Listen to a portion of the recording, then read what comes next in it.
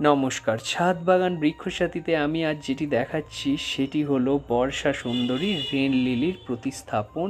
এবং এই সময় যাদের গাছ অলরেডি লাগিয়ে নিয়েছেন, কি করলে প্রচুর প্রচুর টব ভর্তি রেন লিলি পাওয়া যাবে। আমি তিনখানা গাছ দেখাচ্ছি, যার মধ্যে দুটি আমি একটু আগে লাগিয়েছি, আমি একটি এই কিছুদিন আগে লাগিয়েছি।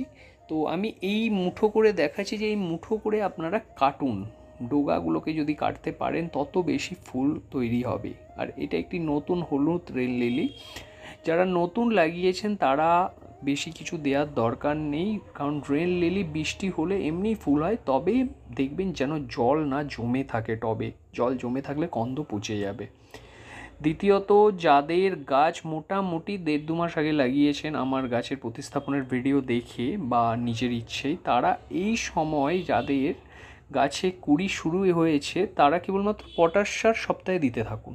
যাদের পটাশ নেই, কলার খোসার জল দিতে থাকুন। সাবফাঙ্গিসাইড অবশ্যই স্প্রে করুন। আর বেশি কিছু যত্ন করার রেন লিলির জন্য দরকার নেই। এই জল ভালোবাসে, বৃষ্টির জল পেলে আপনার বাগান হাসবে রেন লিলি।